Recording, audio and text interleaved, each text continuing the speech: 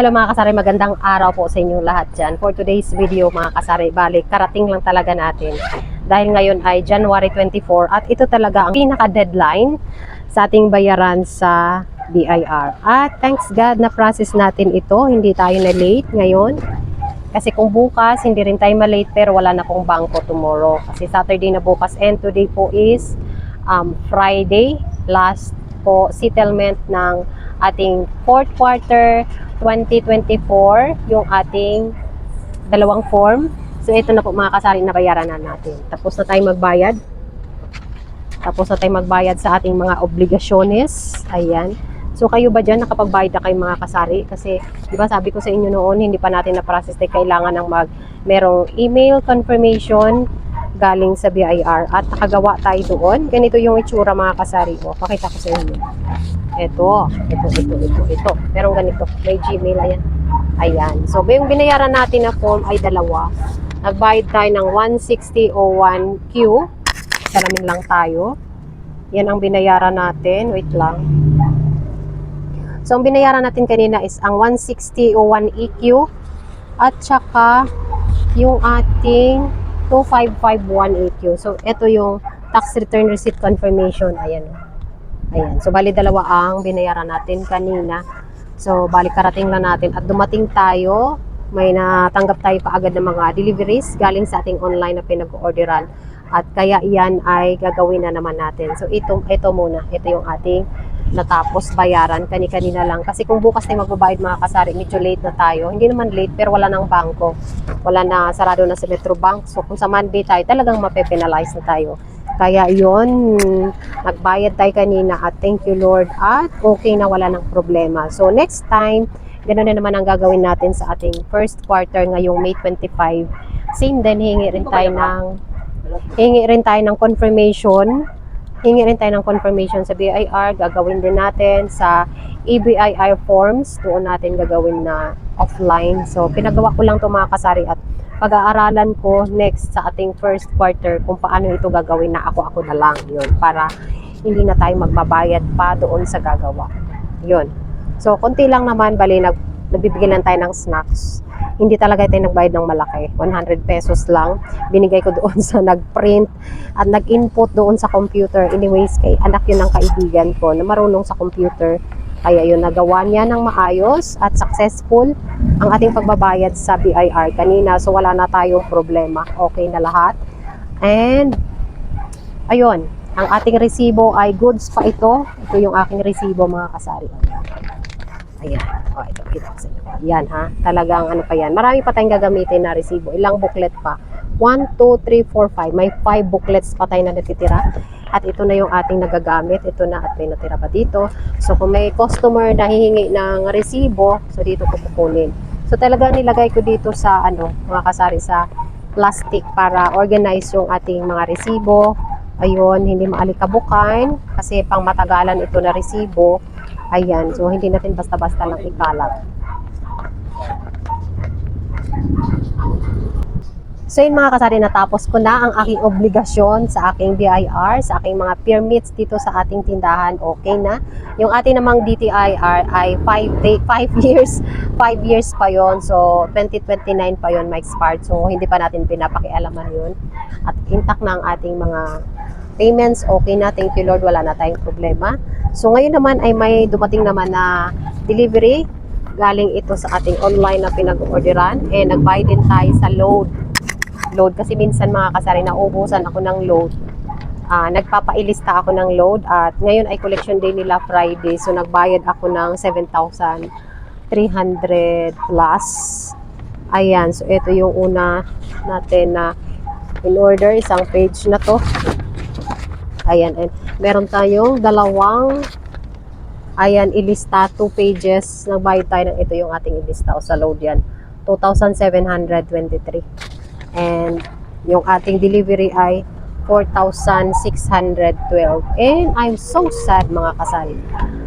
Grabe no, so sad. Talagang sad ako kasi nag-promise pa man din ako doon sa customer ko nga na ngayon Friday babalik siya dahil sa Sunrocks.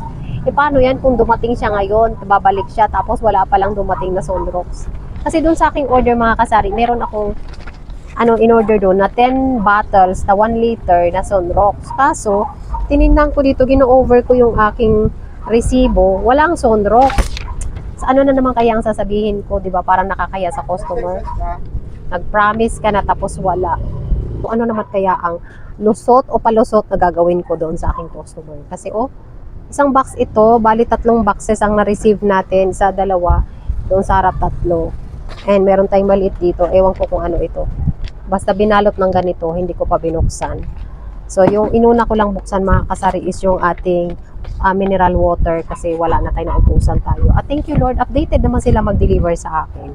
Updated naman, on time naman. Kaya lang, wala yung isang item, yung in-order natin na Sunrocks, which is talaga namang napakahirap humanap ng ano ngayon ng Sunrocks mga kasari. Kaya okay lang, talaga naintindihan ko naman yung ating pinag-orderan na hindi nila nakumpleto yung ating list of orders. Kaya lang, okay lang din. Siguro next time, pag-order natin, baka meron na silang stocks. Ito yung ating in-order. So, naisipan ko na namang i-share sa inyo ngayon. Ito yung isang box. Kabukas lang natin dyan. Ayan. At ito nga, itong box na to. Itong box na ito, ayan, may maliit dyan. Ewan ko kung ano meron dyan. At ito, binuksan na natin yung tubig. Kasi wala na po dito sa ating istante. Nilagyan kaagad natin mga kasari. Kasi mainit ngayong araw na ito mga kasari, no? Kaya mabenta si mineral water. So ito yung isang box natin na halo-halo dyan ang kung ano-anong laman ng in-order natin. At ito yung sinasabi nilang isa pang box. Ayan. Mga kasari, yung ating napamili, yung na-order natin online. So ito meron po tayo ditong Mentos. Ito ay tag 4 pesos. Yung malaking Mentos mga kasari. Meron tayong 2 pack. And then meron din tayong greatest dito. Ayan, so parang madilim, no? Greatest dito, 2 to mga kasari ha, 2 Thai. Bentahan natin pala dyan mga kasari ay 14 pesos. And meron din tayo dito, itong pinakamasarap na juice mga kasari, si Four Seasons. Ayan, ito si Four Seasons ay 23 ang bentahan ko sa aking mga juice. At meron din tayo dito, unti-unti na ako bumili mga kasari ng mga juice kasi medyo medyo uminit-init na, umaraw-araw na, hindi na masyadong malamig. So, ito ay 23 si Nestle Lemon, 23 din mga kasari. Tapos, bumili ako dito ng maraming Bear Brand. Ayun. Medyo madilim yung aking video, pagpasensyahan nyo na. Ayan, meron tayong, ano ba itong in-order ko dito? Ayan. So, ang bentahan ko nito mga kasari ay 115. 300 grams na Bear Brand. Tapos meron tayong 2 Thai din yata na Copico Brown.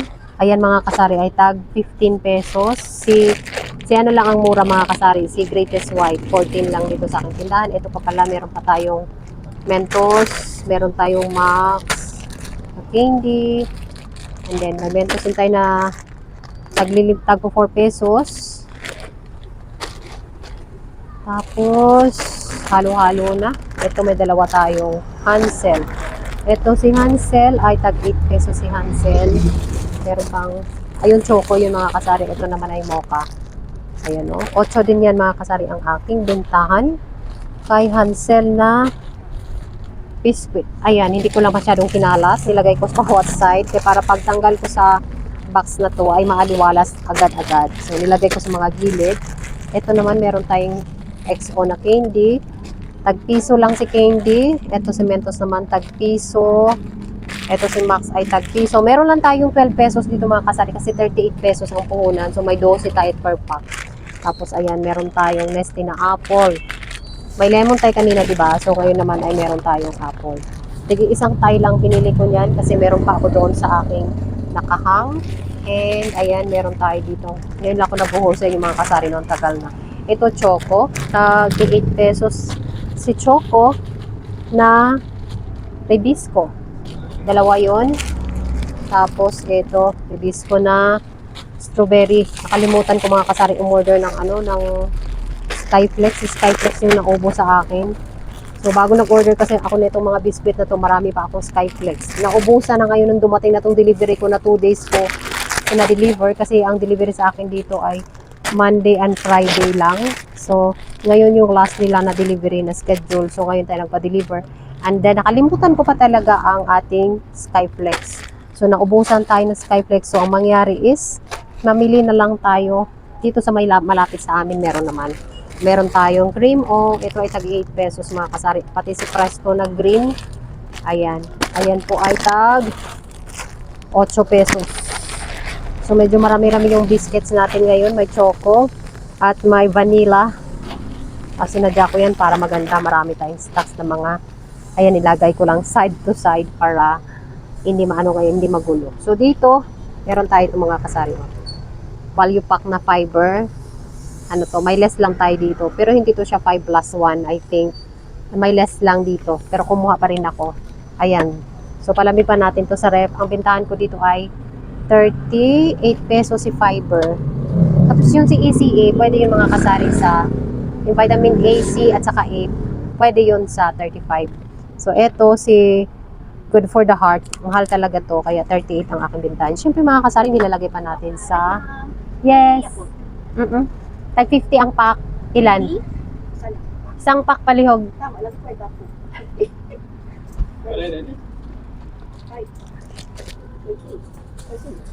50 pesos. Thank you, ma'am. Thank you, ma'am. So, ayan mga kasari, ang aking per pack na Yakult, 50 pesos lang. Parang bumili ka lang sa mall, 50 pesos. Sa akin, 50 rin. Kasi nakukuha natin yun sa truck, kaya 50 lang. 45 yun sa truck, pero kung bibili ka sa mga pamilihan, syempre 50 na. Syempre, bintahan mo sa tindahan mo, 55 na, may 5 piso ka. Ngayon, dahil sa truck yung direkta mismo sa Yakult, kaya 50, okay na, may 5 piso tayo. Ayan, meron tayong mga Gatorade. Ayan, meron tayong Gatorade ng mga pinamiling Gatorade. Si Gatorade, mga kasari, ay mahal na do 41. So, magkano bintahan nyo sa 41 ang puhunan? Sa akin yan, 47, may 6 pesos. Ako, syempre, pinapalamig pa.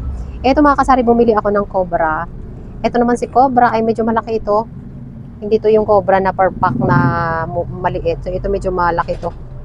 350 ml. Kaya, medyo mataas-taas yan. I-check natin. Alam ko, 21 ang puhunan or 22. Ayan. Pero malaki to. Malaki yan. 10 pieces ang in-order natin dito. Meron kasing per pack yan, mga kasari yung maliit. Pero kasi walang stocks, kaya napilitan ako umorder nito online. 10 pieces lang po ang in-order natin dyan. So yun, natapos na ang laman ng isang box. 10 Cobra, 5 Gatorade. Naka-line up lang sila sa side. Yung nakatalay, sabi ng partner ko, baka hindi nyo raw maintindihan kung ano nakatalay. Ibig sabihin, naka-line up lang sila sa side para syempre may madaanan ka pa and hindi magulo tingnan, di ba? Hindi magulo. Kahit hindi natin agad-agad mailagay, at least nandyan lang sila sa gilid. At po dito, ayan yung ating Gatorade. Gatorade, yung Cobra. Ayan sila, ayan. Papunta doon, naka-line up. O diba, dyan lang sila sa side. Isa-isahin ko yan ngayon, ilalagay kung saan ko yan sila i-arrange naman. At ito yung ating gatas, the Bear Brand. Ito naman yung iba. Ayan, at yung box na yon ay mga tubig yan. So, yun lang mga kasaring aking share. Yun yung ating pinamili today, Friday, at sana maka-order tayong muli, of course. And maghintay na naman tayo mga kasari sa ating mga customers. And mag-aayos pala tayo. Ayusin ko na naman ang mga yan. So, ito pa pala. May nahalo dito na candies. Ayan na lang kasi yung dalawa. Ayan na lang dalawang candy na yun ang natira, kaya umorder tayo. So, ayan sila mga kasari ang ating napamili.